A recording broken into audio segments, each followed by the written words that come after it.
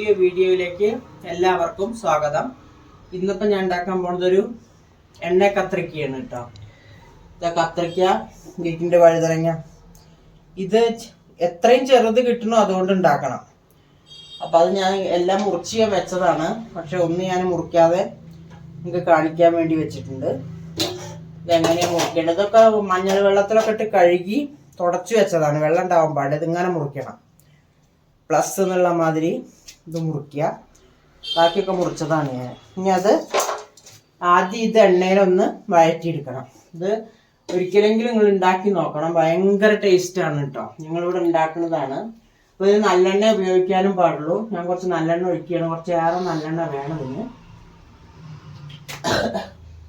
അപ്പോൾ ഇതൊരു തമിഴ്നാട് ഡിഷാണ്. ഭയങ്കര ടേസ്റ്റിയാണ്. അപ്പോൾ ആദ്യം ഇതൊന്ന് വഴറ്റിയെടുക്കുക.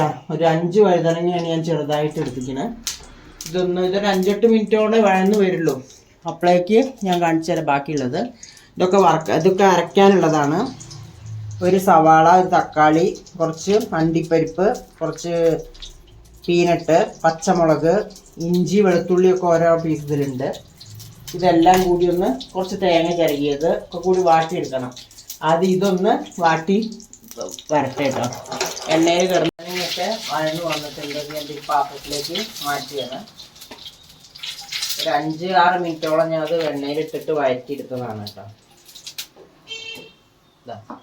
ഇതിവിടെ വെക്കാം.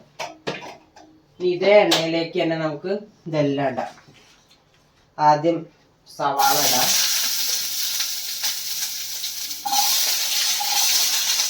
രണ്ട് മൂന്ന് വറ്റൽമുളക്, 2-3 പച്ചമുളക്, വെളുത്തുള്ളി, ഒരു കഷ്ണം ഇഞ്ചി, വെളുത്തുള്ളി ഉണ്ട്. വെളുത്തുള്ളി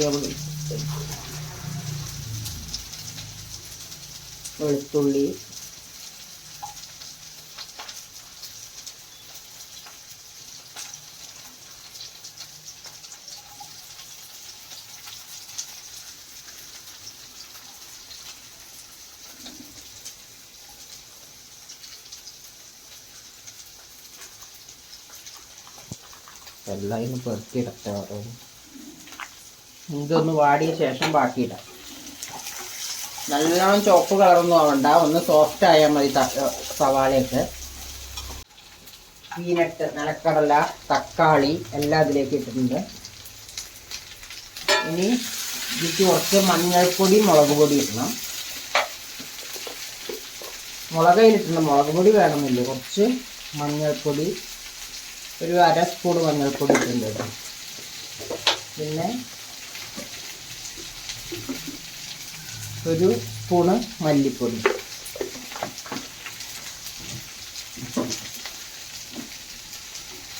ഇതെല്ലാം കൂടി ഒന്ന് വഴറ്റണം. മുളകിട്ട കാരണം ഞാൻ മുളക് പൊടി ഇട്ടിട്ടില്ല. ഇത് ഈ പീനട്ടും അണ്ടിപ്പരിപ്പും ഞാൻ ഇവിടെ എല്ലാവർക്കും ടേസ്റ്റ് ഇഷ്ടമാണ്, അതുകൊണ്ട് ഇട്ടതാണ്. പീനട്ടും അണ്ടിപ്പരിപ്പും ഇല്ലാതെ ഉണ്ടാക്കാം കേട്ടോ. ഇത് പലതരത്തിലുണ്ടാക്കും എണ്ണ കത്രിക്ക. പക്ഷെ ഭയങ്കര രുചിയാണ്.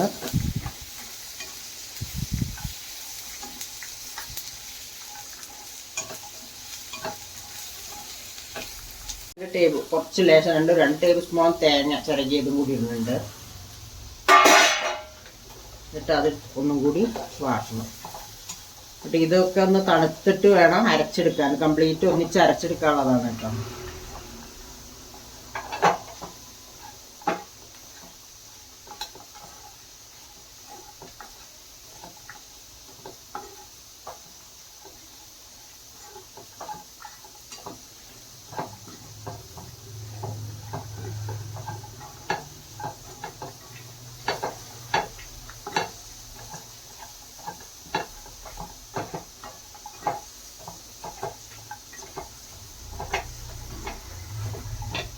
തക്കാളിയൊക്കെ ഒന്ന് നന്നായി ഉടഞ്ഞിട്ടുണ്ട്.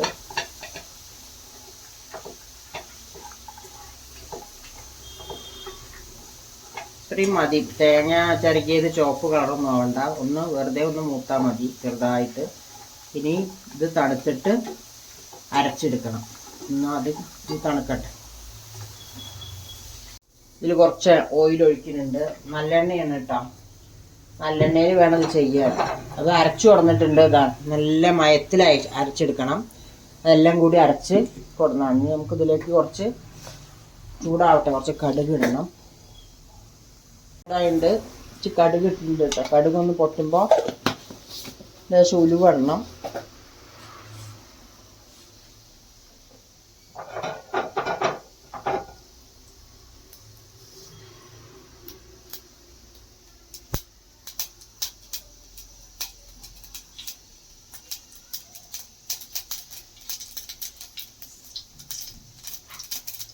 ഉലുവ ഇടുകയാണ്.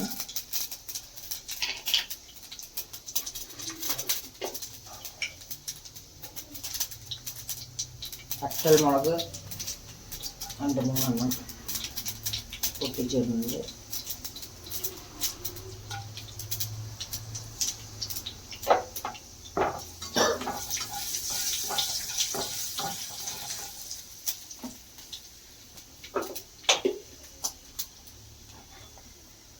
കുറച്ച് ചെറിയ ഉള്ളി വെച്ചിട്ട് ഒന്ന് വാട്ടും ചെറുതായിട്ട്. അരച്ച് വെച്ച് ജീരകം ചേർത്ത് അരച്ചിട്ടുണ്ട് ഞാൻ. ജീരകവും പെരുംജീരകവും ചേർത്ത്. ഞാൻ ജീരകം മാത്രമേ ചേർത്തിട്ടുള്ളൂ.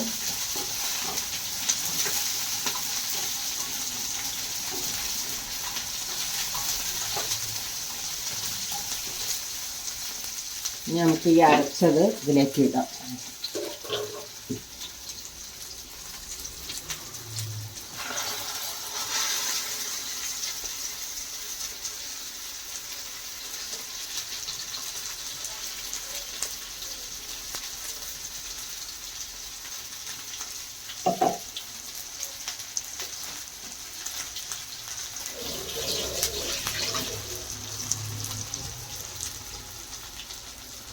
ഇതിലൊന്ന് ആക്കണം.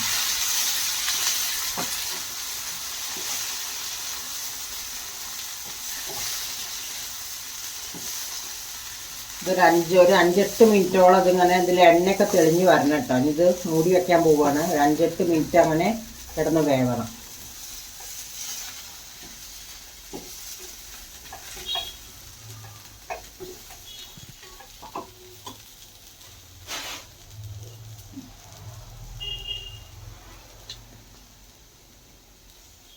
ലോ ഫ്ലെയിമിൽ ഇട്ടിട്ട് ഒന്ന് എണ്ണയൊക്കെ തെളിഞ്ഞ് വരുവോളം ഒന്ന് മൂടി വയ്ക്കും.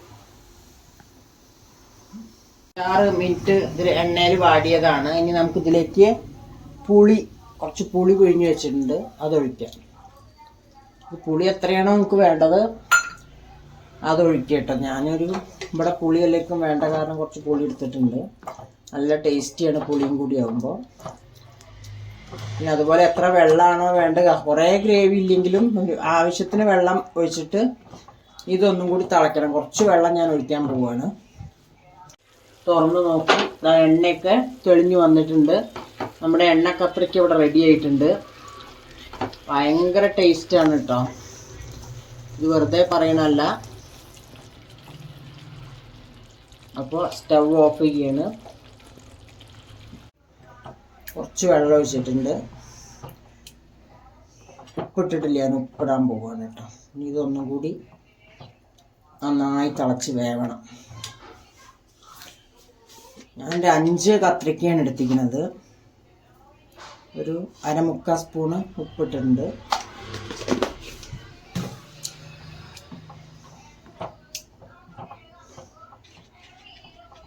ഇത് നന്നായിട്ടൊന്ന് തിളക്കട്ടെ, തിളച്ച് വേവട്ടെ. എന്നിട്ട് വഴുതനങ്ങയിലിടാം.